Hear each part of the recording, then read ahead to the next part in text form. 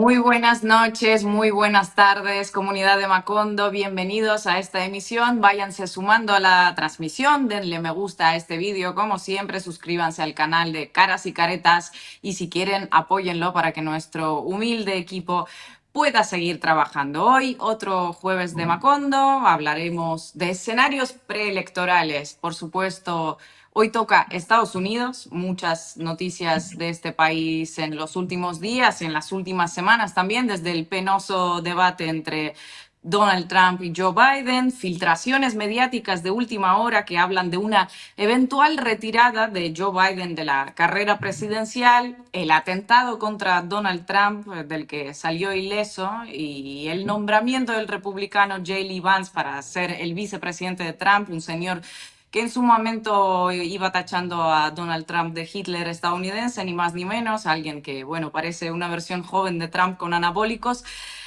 Todas estas cositas y la convención republicana que se está dando en estos precisos momentos y donde tenemos a un amigo de Macondo presente que se va a conectar en breve. Y luego iremos también a Venezuela porque Marco Teruggi en sus viajes por América Latina acaba de aterrizar en este precioso país que va a celebrar en 10 días las elecciones presidenciales y vamos a actualizar de todo lo que está sucediendo ahí. Así que váyanse conectando ya, vamos a arrancar. Buenas noches, comunidad de Macondo, buenas noches, Ina Fino Génova y Marquito Teruggi. Efectivamente, vamos a meternos primero con la situación de los Estados Unidos, que, como estaba contando Ina, en este momento tiene reunido en Milwaukee a la convención republicana que tiene que definir el candidato a presidente, que todos sabemos va a ser Donald Trump. Donald Trump, que el pasado 13 de julio, en un meeting que estaba dando, bueno, lo hemos visto todos, creo, porque las imágenes han recorrido el mundo, sufrió un intento de asesinato, podemos llamarlo así. Hay toda una cantidad de teorías conspirativas en torno al suceso. No lo podemos negar, pero lo cierto es que un muchachito, un sniper, le dicen en Estados Unidos, un francotirador, disparó una cantidad de tiros. Uno de ellos rozó a Donald Trump en su oreja derecha y, bueno, tuvo repercusión mundial. Hay gente que considera que con eso ya Donald Trump, con este hecho, que se asemeja un poco al atentado que sufrió Bolsonaro en Brasil. ¿Recuerdan? Antes de la campaña electoral, donde finalmente fue electo presidente, ya Donald Trump ha terminado de ganar la elección luego de ese debate donde Joe Biden mostró la cara penosa de la senilidad y que sigue haciendo, que sigue mostrando. En el día de ayer, Joe Biden no lograba recordar el nombre de su secretario de seguridad y hablaba de el hombre negro, porque no recordaba el nombre, ¿no? Lo cual rompió todo. Tenemos ya en contacto a Juan Elman, que se encuentra en la convención republicana, disfrutando. Yo a esta altura pienso como un antropólogo, un espectador que mira, pero un fenómeno curiosísimo como es estas convenciones de la recontra alt-right, ¿no? De la ultra derecha, con personajes que son raros en el mundo, o eran raros en el mundo, pero que ahora están tomando una dimensión grande. Lo vemos en Argentina, lo vemos también en los Estados Unidos. Juan Elman, ¿cómo te va? Gracias por unirte a Macondo en este momento. ¿Qué tal, Lean? ¿Qué tal, chicos? ¿Me escuchan bien? Sí, te escuchamos bárbaro. Bueno, Qué bueno, qué Juan, bueno. Hice malabares, dale.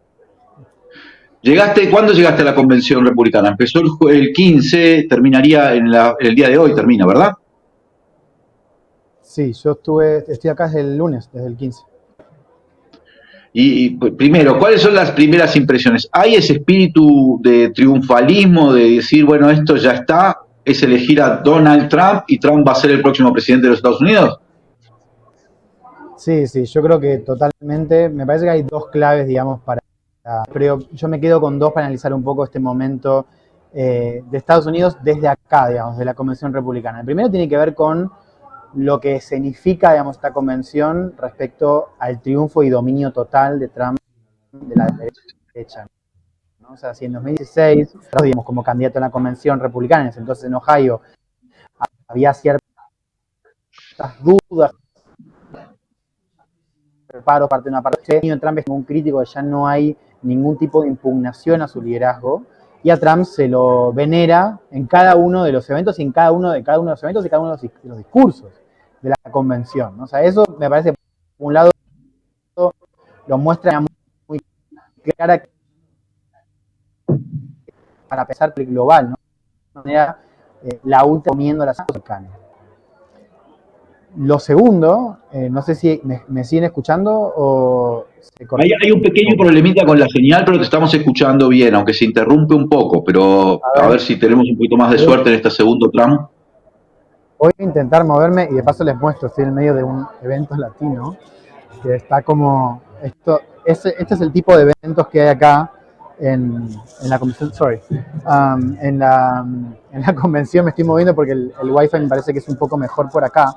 Les contaba que, Sí. por un lado, me parece que está esta clave en términos de cómo Trump se ha comido la centroderecha dentro del Partido Republicano. Y lo segundo es lo que decías vos, Lean, el momento de triunfalismo, que acá es total, digamos, porque hay una serie de eventos que justo se encadenaron en estas semanas, tienen que ver con el debate desastroso de Biden, con la conversación dentro del Partido Demócrata sobre la inviabilidad de Biden como candidato, los siguientes furcios que él tuvo, vos decías el de ayer, sí, que no se acordaba el nombre del ministro de Defensa, y después lo que pasó el sábado, ¿no? El intento de asesinato de Trump, que por supuesto le dio un aura casi de mártir dentro del Partido Republicano, e inclusive me parece no de mártir, pero sí por lo menos cierto reconocimiento en otros grupos un poquito más lejanos. Con lo cual es un momento de mucho triunfalismo, creo que es el mejor momento de los republicanos en la campaña, y acá todos te dicen, inclusive la gente que trabaja fuera de la convención, o sea, gente del servicio de catering, gente tipo Uber, que todos te dicen que va a ganar Trump, ¿no? Esa es la foto de hoy, insisto, es una foto, pero es una foto contundente. Juan, muchas gracias por tomarte el tiempo para estar acá en Macondo. ¿En qué cambió lo que pasó en el intento de asesinato de Trump respecto a la convención? ¿En qué cambió su figura? ¿En qué cambió la dinámica tal vez? ¿O los discursos? ¿Cómo jugó eso tan impactante? Incluso en él, ¿cómo se lo vio? ¿Cómo lo viste? ¿Cómo percibís lo que se desplazó con un hecho de la magnitud que fue un intento de asesinato? A ver, por un lado, Marco, creo que lo que estamos viendo, o sea, lo que vimos de Trump es de qué manera, no es que actualizó, pero sí me parece que agregó este nuevo suceso a la narrativa de victimización, ¿no? Que ya estaba muy clara respecto a las causas judiciales, respecto a la persecución, digamos, en sus palabras. Ahora se le agrega el intento de asesinato, con lo cual, digamos, hay una secuencia ahí narrativa que él, insisto, la ha incorporado, digamos, a su relato, y que ha desbordado toda la convención, porque en cada uno de los discursos, además de venir a Trump y además de hablar de la frontera y otros, digamos, talking points de los republicanos, lo que uno ve es una mención casi al comienzo, condenando el intento de asesinato, hablando muy bien de Trump, digamos, de lo que hizo Trump ese sábado, hablando de la familia de uno de los que murió justamente en ese atentado, así que uno lo que ve es que el hecho se ha incorporado a la narrativa de Trump y del resto de las figuras de la convención. Yo entrevisté el martes, entrevisté a Rudy Giuliani, un personaje histórico de la derecha estadounidense y que cumplió un rol clave en varias campañas, pero sobre todo en el 2020 en la ofensiva legal de Trump, y le pregunté si le había hablado con Trump después del atentado, me dijo que sí, y me dijo que notó un Trump más espiritual, digamos, como un Trump con un tono distinto. Yo no sé si eso es cierto o no, lo menciono porque, digamos, es un tipo cercano al riñón de Trump, y sí lo que uno ve es un mensaje quizás un poquito más anclado en la unidad. Esta idea de la unidad empieza a aparecer un poco en esta convención. Yo no sé cuánto eso se debe a lo que pasó el sábado y cuánto eso se debe a la estrategia de los republicanos, que es ahora apelar a grupos como los latinos, el voto afroamericano, de cara a la elección, ¿no? Intentando un mensaje un poquito más suave que el mensaje que más le interesa a su base, ¿no?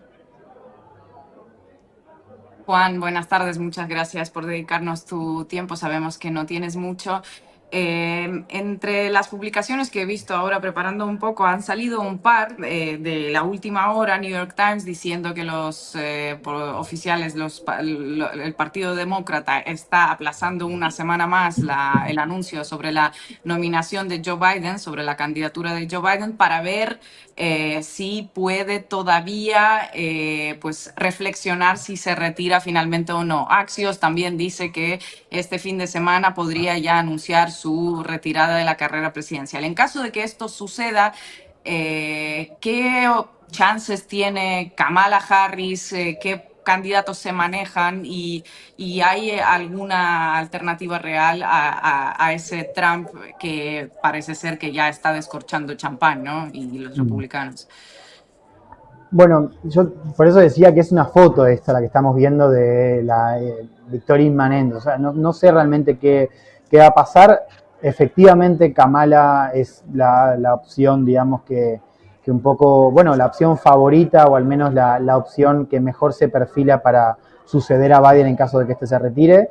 Yo le prestaría mucha atención a si efectivamente Biden se retira, qué va a decir él, ¿no? Porque no es lo mismo si él anuncia a Kamala, digamos, si él dice que él apoya a Kamala o si él simplemente se baja y deja que, bueno, la discusión pase en manos del partido, inclusive en la propia convención. Yo creo que ahí el escenario va a ser un poco distinto. No es lo mismo si Biden nomina a Kamala como si no lo hace, ¿no? Entonces yo creo que si lo hace, efectivamente Kamala ya va a tener muchísimas chances de ser la candidata. Yo creo que, a ver, como está hoy el panorama, la campaña, yo creo que ella tendría un poco más de posibilidades de, bueno, competir, sobre todo en la cuestión de los mensajes y hacer campaña, o sea, competir al menos contra Trump. No mide por ahora bien en las encuestas, eso es un hecho, pero bueno, lo cierto es que todavía quedan un par de meses de campaña y ella, insisto, creo que está mejor capacitada por lo que hemos visto para pelear, por lo menos. Después hay otras figuras, está la gobernadora de Michigan, Gretchen Whitmer, está Shapiro, que es el gobernador de Pensilvania, Pritzker, que es el de Illinois, que son figuras, bueno, está también Gavin Newsom de California, pero él lo ve un poquito más lejos, sobre todo por California y por el tipo de estado que es, y por la prensa que tiene fuera de ese estado. Pero digamos, son figuras, gobernadores, con cierta ascendencia en las bases, pero muy poco conocidos a nivel nacional. O sea, la única figura hoy con tracción nacional, o sea, con la popularidad a pelear, es Kamala, si bien insisto en que ella no está midiendo bien en las encuestas, pero sí es mucho más conocida que el resto de candidatos que suenan y que probablemente se puedan unir a la fórmula. Tranquilamente puede alguno de ellos, bueno, acompañar a Kamala en la fórmula si es que Kamala sube como candidato. Juan, en estos últimos minutos que tenemos contigo, quiero preguntarte cuáles son las claves por el cual el electorado podría estar reeligiendo, y aparentemente eso sería así, a Donald Trump en esta elección, luego de lo que había sido, bueno, un presidente no reelecto, cosa que no es habitual en los Estados Unidos, un intento de tomar, no sé, de golpe de Estado, de alzamiento, bueno, asonada, llamémosle como queramos, pero una cosa muy rara. ¿Y qué ha sucedido? ¿Cuál es la crítica que está haciendo la población estadounidense básicamente al gobierno demócrata como para que Donald Trump se alce con posibilidad? A ver, yo creo que hay varias maneras de responder esa pregunta. Empezaría con dos claves. Digamos. La primera es que Trump consigue un piso en 2020 más alto que 2016. O sea, Trump en términos de votos le va mejor que en 2020. Gana apoyo, si lo mirás en cantidad, número de votos. Entonces, hay que entender que Trump se va de la presidencia con un piso que le permite, digamos, ser competitivo a nivel nacional, ¿no? Más allá de que ahora es favorito, o sea, él ya con lo que había reunido en 2020 partía de un piso competitivo, ¿no? Si a eso le sumás su ascendencia en las bases, digamos, el tipo de fanatismo que genera, lo que lo volvió un candidato muy competitivo hacia dentro de la primaria, bueno, ahí ya estás hablando de, bueno, un tipo, por lo menos, como decía al comienzo, dominando su partido. O sea, ya en Estados Unidos, en un sistema bipartidario, con el nivel de polarización que hay, ¿no? Me parece ya siendo Trump el líder de la derecha, ya de por sí era competitivo. Respecto a la segunda clave, bueno, efectivamente, lo que uno más escucha acá, si bien yo no estoy hace tanto tiempo, pero digamos sí lo que pude recoger también en febrero, es la cuestión de la economía. O sea, a Biden se le está pegando mucho por la cuestión, sobre todo de la inflación, y eso explica por qué algunos grupos que solían votar sobre todo al Partido Demócrata, hablo sobre todo de latinos y afroamericanos, ahora están un poco más dispuestos a votar a Trump, ¿no? O sea, la segunda clave tiene que ver con la coyuntura y de qué manera Trump está recibiendo un voto de castigo a Biden por la economía, que es curioso porque Biden, si uno lo mira en términos formales, no ha tenido un mal desempeño económico, pero sí lo que te dicen acá es que la inflación ha subido y que eso, bueno, le ha costado, le puede costar a Biden la reelección. Digamos. Yo creo que esas dos primeras claves ayudan a entenderlo. Después me parece que hay un fenómeno un poquito más profundo, que es de qué manera Trump se ha consolidado en distintos sectores de Estados Unidos, digamos, ¿no? O sea, estamos hablando de un tipo que ha logrado tener una popularidad más allá de su núcleo más intenso, ¿no? O sea, uno ve que hay mucha gente dispuesta a votar por él y que efectivamente el 6 de enero, digamos, como evento, para muchos estadounidenses ha pasado a un segundo, tercer, cuarto plano.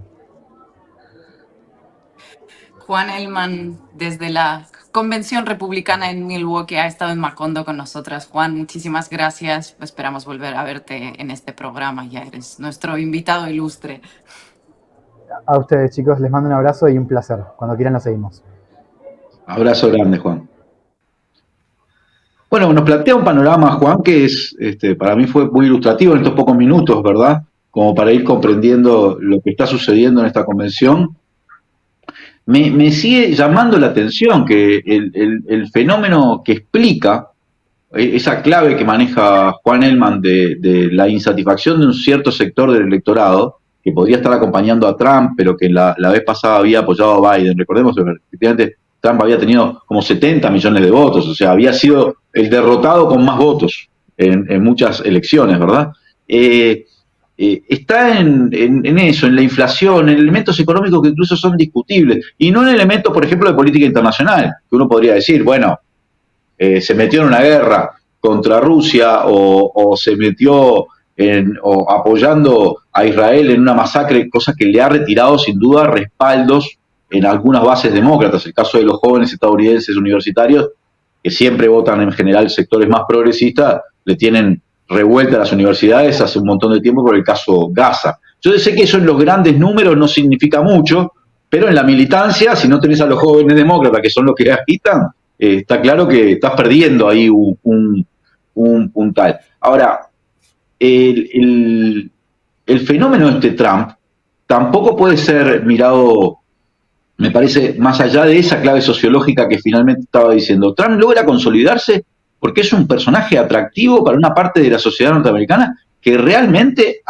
está suscribiendo cosas que son de la recontra ultraderecha. No lo analicemos a Biden por su papel geopolítico, que tampoco es progresista, claramente, ¿no? Pero hay discursos que tiene Trump que van desde la conspiranoia hasta, bueno, es medio tremendo, brutal, de misoginia, homofobia, contra los inmigrantes, contra prácticamente todas aquellas cosas que uno podría hacer de consenso de la corrección o del sentido común, que tienen un electorado muy fuerte en Estados Unidos, como lo tienen en otra parte del mundo, claramente. Eso se demostró en otras elecciones. Y esto, porque hay mucha gente, con esto termino, que considera que Biden, me miro desde América Latina, considera que Biden ha seguido una agenda, por lo menos en política internacional, que es guerrerista, ¿sí? Que en el caso de América Latina, por otra parte, no ha generado nada bueno tampoco, pero quizá no podemos perder el foco de que un Trump en el gobierno de Estados Unidos va a ser todavía peor, por lo menos para América Latina. Ahora, en la clave de la guerra, no sé. Latina, creo que indudablemente va a ser peor y me gustaría que planteemos, además, Marco está en Venezuela, eso es importante, la llegada de Trump para varios países, para México, para la América Latina, lo que va a suponer para Cuba. Pero eso que dices, Lean, que tiene un electorado potente, obviamente tiene un electorado potente, pero también hay algunas encuestas que indican que más de la mitad del electorado estadounidense considera que ninguno de los dos está adaptado para gobernar. son como el 70% de encuestados dicen que Biden debería retirarse porque es absolutamente incapaz por sus particularidades, ¿no?, de salud, por sus problemas de salud, pero Trump también supera como el 50% de gente que considera que no debería gobernar. ¿Eso de qué nos habla? Nos habla de una decadencia a la que se han llegado tanto los partidos republicanos, el Partido Republicano como el Partido Demócrata, que en los últimos años no han podido generar ningún candidato que pudiese ser mínimamente atractivo. Ya ni te estoy hablando de un nuevo Barack Obama, sino alguien que digas, a ver, ¿a quién pueden aquí presentar? No hay nadie. Kamala Harris, en caso de que vaya a presentarse ella, en caso de la retirada de Biden, hay muy pocas, muchísimas dudas acerca de la popularidad que tiene, de las capacidades, de las posibilidades que tiene de recoger votos. Y en todo en todo este contexto hay un tercer candidato del que no se habla casi nadie, que es el Robert Kennedy. No sé si lo han seguido, qué opinión les merece, porque era hasta hace poco uno de los que más simpatías acogía, pero claro, como no está vinculado con el establishment, pues ahí sigue de candidato independiente. Bueno, un montón de cosas. Retomo un poco por lo último que decía Sinas, ¿no? La imagen que proyecta Estados Unidos de su dirigencia política, que efectivamente es un hombre que tiene problemas de senilidad, que lo reconocieron incluso sectores muy afines, y otro que está imputado por diferentes causas, ¿no? Los dos viejos, pasa que a uno se le nota y al otro no, que da muestra de un agotamiento de la superestructura o la representatividad política, que es una parte, no es el poder, es una de las dimensiones del poder, pero que es una imagen gráfica si uno la compara con la vitalidad de otros líderes, en particular de los que están confrontando con Estados Unidos. Después el encadenamiento que decía Lean y lo decía Juan, ¿no? El debate, evidencia del deterioro cognitivo de Biden, evidencia que es imposible tapar, ingreso de una presión muy explícita para que haya un cambio de candidato. Quiero decir, el New York Times ha hecho notas editoriales y opiniones para pedir que se cambie el candidato, incluso donantes estadounidenses han pedido que se cambie, de los grandes donantes demócratas, que se cambie el candidato, incluso en términos de diputaciones también, porque los que van a ir en las listas también les pesa el factor Biden. Y finalmente lo de Donald Trump, que me quiero detener ahí por una cosa que creo que no es menor.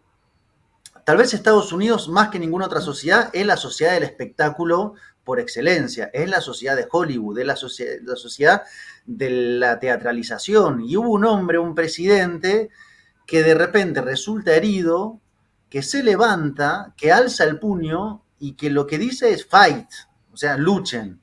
Hay ahí una potencia visual y su reacción, la verdad que fue, para mí en términos de reacción política, fabulosa.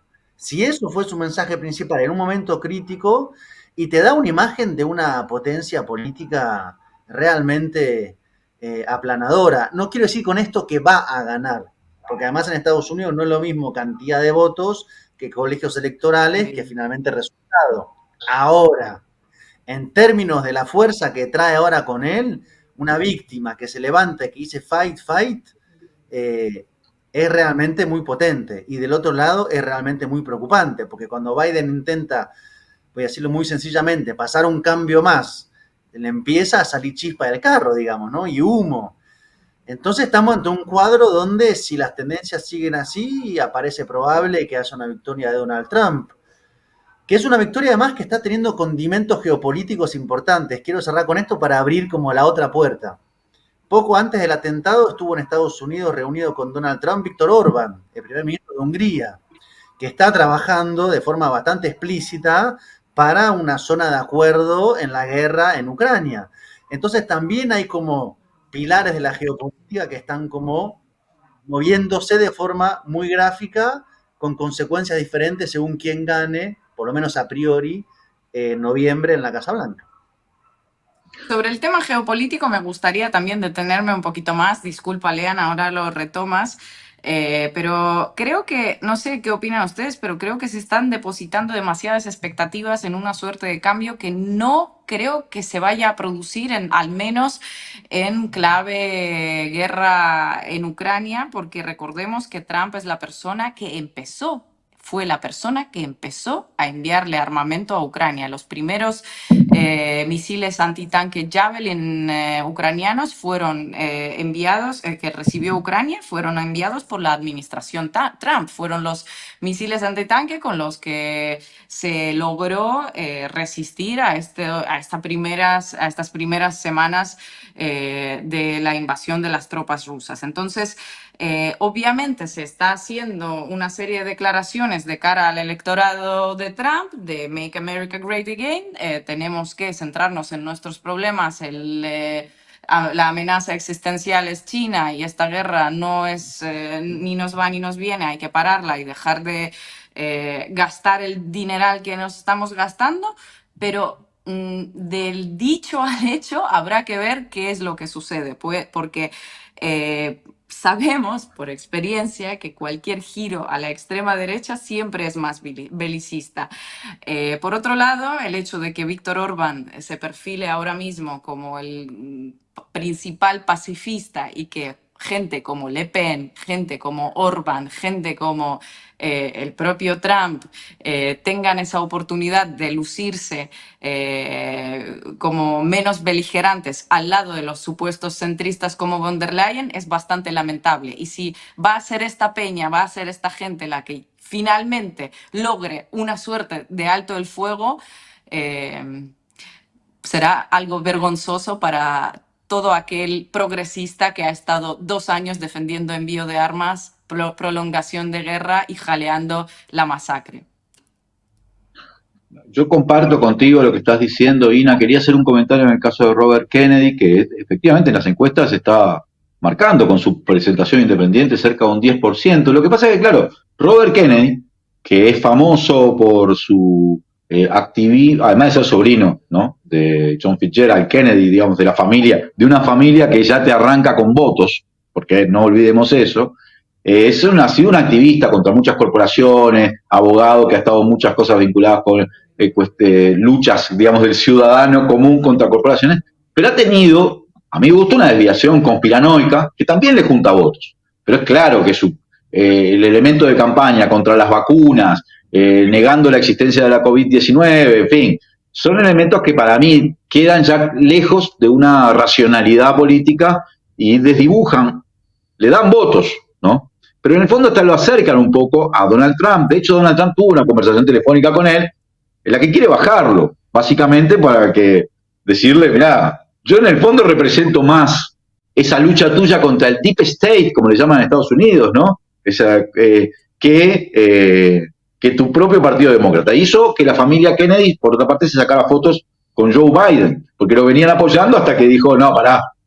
La familia Kennedy dijo, no, pero en tu discurso finalmente estás quedando al lado de esto, que es el terraplanismo. Ya sabemos que toda esa estructura tiene en principio en los Estados Unidos, también en Europa, fuertes conexiones con la ultraderecha, una ultraderecha que es, en cierto sentido, oscurantista desde el punto de vista de la ciencia, en fin. Esto no significa justificar corporaciones ni a la Big Pharma, o sea, las grandes farmacéuticas del mundo, significa tener, digamos, un cierto grado de racionalidad. Ahora, con lo que estás diciendo, yo estoy totalmente de acuerdo. Es más, creo que es oportunismo político de parte de esos sectores de ultraderecha en Europa y en los Estados Unidos. Como han sido los neoliberales, de algún modo se presentan como progres en aspecto de la agenda social, ¿no? A favor del matrimonio igualitario, de las colectividades LGBT, pero a la hora de la política económica, como diría Nancy Fraser, es un neoliberalismo progresista, capaz de tirarte bombas contra Gaza o darte armamento, pero con la bandera multicolor. Tienen esas características. Y eso les ha permitido en Europa y en Estados Unidos, ¿sí?, le ha dado a la ultraderecha la posibilidad de posicionarse en una especie de, no de pacifismo, sino de nacionalismo con prescindencia de la visión imperial. Y eso en Estados Unidos no existe. O sea, si Donald Trump va a ser presidente de los Estados Unidos, es imposible que retroceda en la vocación imperial de los Estados Unidos. Porque retroceder en la vocación imperial de los Estados Unidos está más allá de lo que pueda hacer un presidente en un país donde no han tenido problema en matar presidentes. O sea, los imperios tienen su propia lógica y uno se inserta dentro de esa lógica o tiene que hacer realmente protagonizar un movimiento revolucionario. No es que lo vas a tirar así porque se van a suicidar. Eso dentro de la lógica imperial. Así que en esa confrontación que está planteando estratégica Donald Trump, yo no sé si se distingue tanto de los demócratas. Para los demócratas también el problema es China. ¿Sí? Lo que pasa es que los demócratas tienen además una construcción vinculada Pasa con que en el medio se están ganando dinero el complejo industrial militar en la guerra en Rusia y en Gaza y enviando armas a Israel y no se detiene. Entonces, ¿quién va a Ahora, para América renunciar a Latina, esos miles de millones de dólares en armamento y todas esas ayudas? Es que las partidas de ayudas no son ayudas, son créditos que el país, Ucrania en este caso, va a tener que devolver tarde o temprano. Ya los acreedores ucranianos ya le están empezando a reclamar que empiece a devolver esos créditos. ¿Cómo lo va a hacer? Una economía subsidiada que en cuanto se detenga el subsidio, entran en default. No, eh, no creo que perdón, ni demócratas ni los republicanos renuncien a esas partidas no, por presupuestarias que eso. entran. Ya Entender que viste a Victoria Nuland presumiendo de todos los puestos de trabajo que han creado en Estados Unidos gracias a esta guerra, ¿no? ahora, podemos esperar también, y esto sí en América Latina es como, siempre es medio dramático, pero ahora es más grave, un gobierno de Donald Trump va a ser tremendo en América Latina. Lo tenemos que ver impulsando todo el fenómeno, no el fenómeno Milei, a Milei, el bolsonarismo, todo lo que pueda hacer expresiones de ese nivel, y ni hablar que van a tener una conducta especialmente hostil con Venezuela, con Cuba, pero especialmente hostil, porque a veces uno piensa que la hostilidad llega a un límite donde ya no es mucho más lo que se puede hacer. Pero lo demostró Trump en la pandemia, lo que hizo con Cuba, agregándole 250 sanciones cuando el país estaba cerrado incluso al turismo y a toda su economía. O sea, llevando eso a un extremo para intentar producir un estallido social, para intentar producir realmente una ruptura del proceso político, y eso es lo que van a intentar. No me cabe la menor duda que esa va a ser la lógica de Trump en América Latina, ¿no? Marquito. Yo, un último comentario por mi parte, y creo que ya estamos con los tiempos apretándonos un poquito. Vamos a ver, si efectivamente es cierta la probabilidad de que gane Donald Trump, habrá que ver si hay una distancia o una cercanía entre cierta zona de plantear que hay que negociar en Ucrania o no, que también dependerá de la evolución de la guerra como tal, digamos, ¿no? Porque estamos hablando de que Trump asumiría en enero. Quiere decir que quedan como 6 meses más de conflicto bélico como tal que puede mover posiciones. Después no quiero ser como negativista, pero digamos, el planteo de a quién le conviene a América Latina que gane, si Trump o Biden, yo podría dar argumentos para los dos lados. Porque si me decís, no, Trump efectivamente tiene alianzas muy fuertes con el uribismo, por ejemplo, en Colombia, un actor clave. Ahora, a Javier Milei lo está respaldando la administración demócrata. Claro, su apuesta es que gane Donald Trump como corriente política con mayor afinidad, pero esta administración le dio un respaldo, dos respaldos y los que hagan falta. Entonces, si uno viera incluso un poquito más atrás, ¿cuándo empezó el tan analizado lawfare? Bajo la administración de los demócratas. Entonces, lo que hay acá son intereses y formas diferentes, más sutiles, más brutas, más sofisticadas, más Marco Rubio, de llevar adelante esos intereses. Entonces, yo creo que ambos tienen agendas de intereses muy claros para América Latina. Tal vez para mí hay como cierta voluntad de creer que como la administración demócrata tiene elementos de conexión con agendas progresistas latinoamericanas, eso suaviza la voracidad. Para mí eso puede ser el principal error analítico, pensando que como eso es así, entonces va a ser más beneficioso. Para mí es cambiante según los momentos, porque quiero decir con esto, también Lula pudo frenar el golpe de Estado porque en parte la administración de Estados Unidos le bajó el pulgar a Jair Bolsonaro, pero eso fue hace 2 años y hay mucha dinámica en ese contexto. No auguro nada bueno con Trump, pero tampoco con una continuidad demócrata. No sé si aclaré o enturbié un poco más la cosa. No, yo estoy totalmente de De todas acuerdo. maneras, sí. Estamos todos de acuerdo en esta sección del programa.